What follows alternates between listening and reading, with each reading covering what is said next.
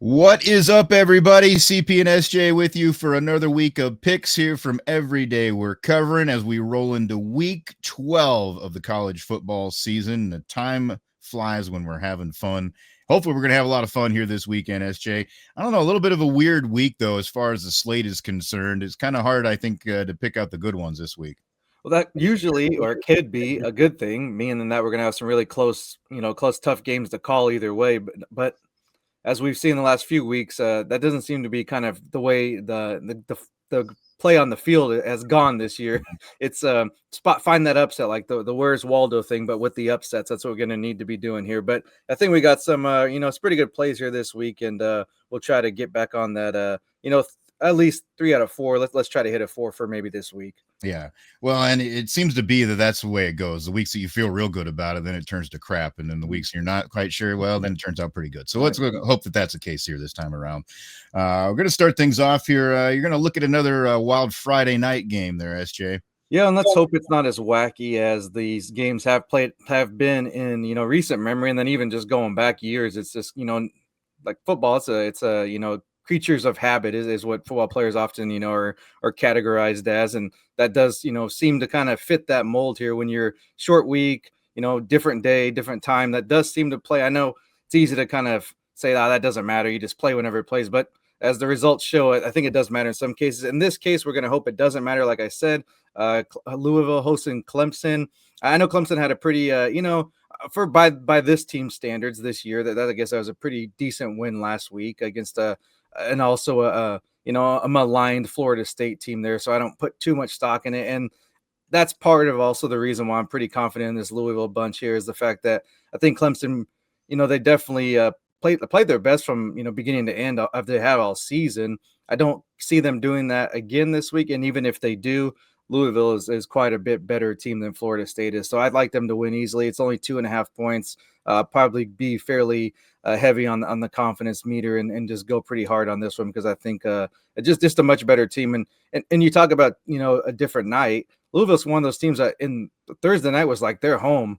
They are always on that, and even Fridays now as it shifted with the NFL trying to take over Thursday. But for them, it's they're one team like we mentioned Minnesota on the podcast earlier this week is a team that just for some reason they play on different days fairly regularly, and it works for them. Yeah, I like that pick because it could be a good one. We're going to move then over to the Saturday slate here and take a look at a game. You've got another one in the early window there at 11 o'clock. Michigan Northwestern, and a little bit different venue for this one too. Yeah. We'll promise to let you get to some picks as well there, CP. But we'll just go in chronological order. We go. But yeah, we're hoping for some wackiness, I guess, on this one, and it's shown. We're not going to get too crazy here. 12.5. We'll take Northwestern to cover just for the fact that they've actually played most teams pretty tough this season. I know they don't have the stellar mark to show for it. The win-loss column isn't quite where they want it, but they've been in almost, every game, at least, maybe if not all 4 quarters, at least through, midway or even through the third quarter, they've been competitive. And I kind of like the setup where it's like, changing different things, but I think this would be like a boost to Northwestern because they've kind of been like vagabonds the last few years, just kind of having bounced around to stadiums. And we've joked in the past about how they don't really have a home field. And I mean, eventually that's going to get back to normal for them. But if anybody's used to like kind of not having a typical routine schedule, that could be a team like this. And also I'm still, I know their record's decent and they're, still in the rankings. I just still not confident that Michigan's that good of a team as far as to blow the doors off somebody and a team that's kind of circling you and ready to go. I think this will be a chance for Northwestern to hang tough. I probably, I'm thinking Michigan is going to pull it out here. So like I said, I'm not going to get too over the top and pick an outright upset, but maybe an early wacky game. This could be one of them. And let's hope Northwestern, just keeps it close. And then we go ahead and cover that 12.5. Yeah, I like what you're thinking there. And you talk about the crowd too. I mean, they're unfortunately for them, they're used to not having a large following where they normally would play in the past. So this one might be, get them a little bit more butts in the seats. Honestly, to pack it in might be a good atmosphere for them to get them more of a little bit of a home field advantage there. So see how that goes for the Cats. I'm going to go to a 2:30 game on ABC. This is Alabama taking on Oklahoma. Fairly big matchup as far as names are concerned. They do have some numbers next to their name, whether we know that those mean anything or not. But I think Alabama is just the better team here, and they're at home, which gives me the confidence that they're going to be able to cover this number. It's just at 5.5. I'm a little bit maybe surprised that didn't get over a touchdown, just to like tease with people. But being it's under a score, I just think ultimately at the end of the day, they're going to be able to put up enough points here to win this thing and cover. Yeah, I mean that's seems a little leery, like you said, with the number being. I mean, in this case, I consider it low, considering these teams. Maybe the names would be a different thing, and maybe that's where they're giving a little bit of the benefit of the doubt. Oklahoma snuck out a couple wins here lately, but Alabama, with the exception of one game, has been pretty solid throughout. So yeah, that should be a shoot. You might even want to bump that if you're feeling kind of confident. Maybe someone goes ahead and bumps that lineup a little bit because yeah, I think they could win a double-digit victory here. Yeah. I'm going to go to a 3 o'clock game here for the next one.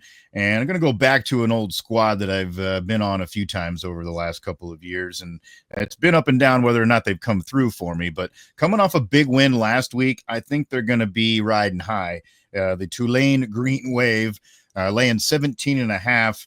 But they're at home and they're taking on a pretty poor Florida Atlantic team here. So I think that they get things rolling and start to cook. I could see this being one where they get a big lead early and might have to sweat it out a little bit at the end if FAU's kind of getting some garbage time points. But I just feel like Tulane is the much better team in this spot. That's an ESPN Plus game there at 3. So roll Green Wave. Yeah, I'm another team that you've had some good fortune with in the past is Memphis. And I'm going to go ahead and take a look at them this week. They're actually a 2.5 point underdog at East Carolina. I've been a little up and down, so that's I can see the underdog status. I don't necessarily, obviously, I'm not buying into it for the fact I'm going to go ahead and pick them to cover that number. And I wouldn't even, I'm not against somebody wanting to pick them on that money line. There just wasn't quite the value that I wanted to get there. It was maybe like a minus 105 compared to like a minus 100 type of even line. It wasn't anything where you were going to get to enough value. Books, watch your book. If you're getting some plus money on the money line, go ahead and take that because odds are if they're going to win by 2.5, it's probably going to be 3. So you'll be good there with the money line there. So but yeah, I think they've had a little bit more of a tested run here throughout the season. And then also, I mean, I guess you want to kind of look at the resume of what would be, put them over the top. They beat like a South Florida. I know Tulane got them last week, but they were right in there. And I think Tulane's comparatively, I think quite a bit better of a foe than East Carolina. So I'll take Memphis to cover that 2.5 points and go ahead and pick them out, right? If you get a good number, I'd be with that as well. Yeah, I like that. I think the trepidation here a little bit is that Brendan Lewis, their quarterback, did come out of the game last week against Tulane, but I mean, it was still a close game, even with time not being in the entire game. And I imagine with the what they're talking about, it's like a questionable situation. The guy's going to play, so I like that to be a big boost for them. If there wasn't a injury report or such things in certain conferences, that's kind of like a college. Not every conference demands it, but if there wasn't those type of things, it probably wouldn't even But that you leave a little debate. Why would you let? It's smart. Why would you let the other team know who's starting, who's playing? Yeah, exactly. Take advantage of it if you can. Next game that I'm going to go to here on my list is a 6:30 game on ABC. This is, I guess I'm kind of rocking a lot of the prime window picks, I guess. But Georgia, Texas, another one, obviously with big, names and numbers by the names. And again, I think I just feel the same way about the other one as the Alabama game. I think Georgia is the better team. They're laying 5.5. They only have to win by a score. Texas, yeah, they played better here lately. I'm not going to deny that. And I think they've, proven, doubters a little bit wrong here as of late. But ultimately, when you run up against a team that's got the kind of talent across the field that Georgia has, I think that Georgia's just at least going to be able to win this by a score. So that's why I'm going to go ahead and play them here. Yeah, I mean, they've both been in, tough, I guess, close games, you would call it, and kind of had to battle their way back or, hold off somebody. But I think in the case of in Georgia, it's more of what you did to kind of take the victory rather than now I don't want to say luck into it, but Texas has had some ugly in games that had no business being close. Yeah. On Georgia's side, the games that were close, but were tough games against good opponents. So not that Texas hasn't played, they played Ohio State tough, and they've had some, even the Vanderbilt game was, but they had to hang out for dear life in that one. Yeah, So that makes you like a little bit like, did they just kind of catch lightning in a bottle, and then just they were lucky they scored as many points they did, or they definitely would have lost that game. The last one I do not. This isn't one you want to. This is a score watching deal. This is not going to be anything you probably want to spend too much time, because I don't anticipate this being, of all the games we talked about this week, being like, oh, I mean, this is a good matchup. This is ranked teams or interesting matchup, teams that might not play each other so often. This is not that, and that's New Mexico State going to Tennessee, and this is just one of those we talk about playing the big number here and there and seeing when you can get it. Tennessee, as far as like offensively, they've had spurts. They've been off and on here. They've put up some big numbers, and then they'll kind of sag back. And I know they have whatever the SEC schedule and all that, but they've some certain teams that you would thought they're going to run it up 50 points or whatever. They put up like a 30 spot or something like that. So I'm not necessarily hoping for that, but just 40.5 points, that's a lot to cover. I mean, I can still see them winning big by 30 some points easily and not even being close, and also you got to look at the fact that they got, some big games coming up here down the stretch. You got Florida next week and then Vanderbilt the week after. There might be a thing where we get a lead, we get some guys some rest, maybe you got some injuries. You don't want to, push it, get somebody hurt in this game that literally means nothing. Just want to get the win and get out. So hopefully this is one of those situations, you're stuck over on the, SEC network at 3:15 weird kick time. So maybe that will play into New Mexico State being able to not totally get embarrassed. But this is, very low confidence. Don't go crazy with this. But let's just have a little fun and play, an on them, because there are some big numbers this week. I know Indiana's got a big number by them that they need to cover. Ohio State as well. There's some. So if you want to have some, go that route, maybe string a couple together and see what you got there. But this one was just that's too much. I got to do something with that. 40.5 points is crazy. Even in these random weird SEC late season non-conference games, this is still wild. Yeah. Well, and you're talking about a team in New Mexico State. Yeah, they've not been good this year, but in the last few years they've been competitive. They get the bowl games. It's not it ain't the Citadel. Like we got a real opponent here. So well, I mean, it's your chance to make it, make some noise to get your, if you can't get, up for this game, at least you may not be able to do anything more than just, compete for a quarter or two. But if you can't do that now, like it's not in you. Yeah, for sure. The last game that I'm going to go to here in my official plays is one that I think I feel pretty good about this one. I think this is a bounce back game in a big way. BYU taking on TCU. BYU laying 4.5 points. They're back home, night game. Always tough there at right at their the stadium there. 9:15 kickoff, so it's a late one. If you got a sicko, you got to stay up and finish the day off. There you go on ESPN. And BYU took their licks last week. They were not the better team against Texas Tech. Kind of let themselves down, but I think I heard the right things from their players and their coaches. They kind of owned up to it and said, we're going to get better. We're going to be back in that spot. So I just don't see them, letting one loss turn into another. I don't think they're that kind of team. And TCU surprised me last week, obviously losing to my squad in Iowa State. And I just feel like they didn't have a lot of jump in their step. I think there's a little bit something missing there. And I don't think they're as tough at the line of scrimmage. That's where this is going to be won. I think BYU is way tougher up front. So I like the Cougs to be able to cover that one there and bounce back in a nice way.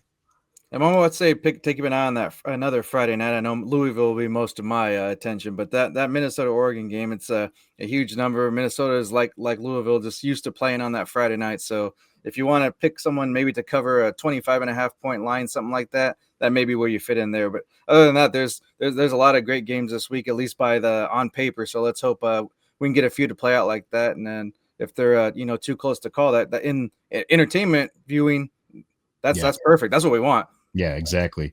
My little bonus play I'll throw out there, a big game to start the day on ABC at 11 o'clock. Pitt taking on Notre Dame.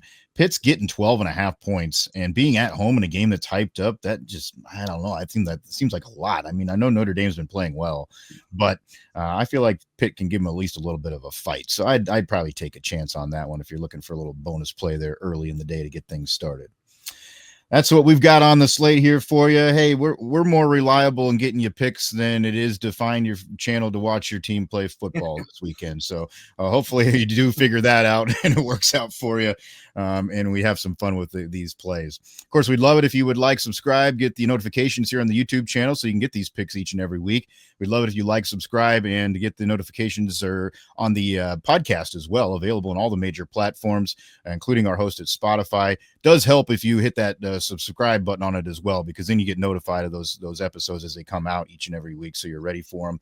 And then also, if you would of course follow us along on Twitter, you see the handles there at SJM Bets, at Cherokee CP. We'll also put our picks there for you, have some fun discourse with you as well in that platform. So appreciate it. That's SJ Munoz. I'm Chris Parks. Thanks for joining us for another week of picks here from Every Day We're Covering. We'll see you next time for some more covers.